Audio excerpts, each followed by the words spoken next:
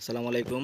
আমি আপনাদের মাঝে আজ শেয়ার করে যাচ্ছি মুরগির যখন বাড়ন্ত বয়স, অর্থাৎ এই সময়টা মুরগি ভালো যত্ন ভালো খাবার পেলে খুব দ্রুত বাড়ে। তাই সবাই ভিডিওটা খেয়াল করুন। সবাই লক্ষ্য করছেন আজকে আমার মুরগির বয়স কিন্তু 14 দিন। তারপরে মুরগির সাইজ কিন্তু ছোট। আসলে এখানে একটু যত্নতের বিষয় আছে, প্লাস আপনার বাচ্চা এগ ব্রিকেট এবং ভালো মন্দ আছে যেগুলো আমি বিবেচনা করতে পারি নাই। তো যাই হোক, এটাই আমার ভুল।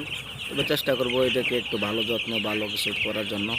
তাই আমি একটা 14 দিন বয়সে যে ওষুধগুলো ব্যবহার করব সেইগুলো সম্পর্কে আমি চেষ্টা করবো আপনাদেরকে একটু হালকা ধারণা দেওয়ার জন্য। তো সবাই ভিডিওটি সম্পূর্ণ দেখবেন।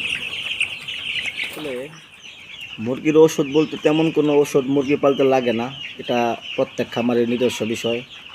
আমি চেষ্টা করি প্রতিবার কম ওষুধ দেওয়ার জন্য, তারপরেও মুরগির পরিস্থিতি বুঝে কিছু কিছু ওষুধ দিতে হয়। যেমন আমি আজকে আপনার কিডনির জন্য দিব ইউরিনেক্স 1 মিলি 1 লিটারে একবেলা, এবং দুপুরে এআইবি অথবা লাইসোবিট, যেন মুরগির রোগ প্রতিরোধ ক্ষমতা বাড়ে এবং একটা ধকল থাকে মুরগির, গরম যেহেতু এখন, এটা কাটিয়ে ওঠার জন্য।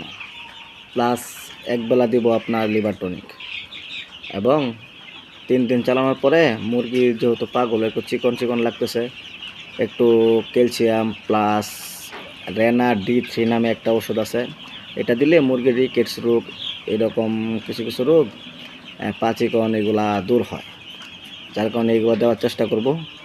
তো এইগুলাই আপাতত এইগুলাই দিব। তারপরে মুরগির অবস্থা বুঝে যদি কোনো সমস্যা না থাকে তাহলে হয়তো আর কোনো ওষুধ ব্যবহার করব না। এই সাদা পানি চলবে, মাঝে মাঝে দুপুরে আপনার কি বলে লাইসোবিট অথবা এআইবি অথবা আপনার প্রোবায়োটিক পায়খানা ঠিক রাখার জন্য এইরকম আর কিছু কিছু দিব। এছাড়া আর অন্য কিছু ব্যবহার করব না। দেখা যাক আল্লাহর রহমতে কি হয়। তো সবাই ভালো থাকবেন, ইনশাল্লাহ দোয়া করি পরবর্তী আপডেটের জন্য পাশে থাকবেন।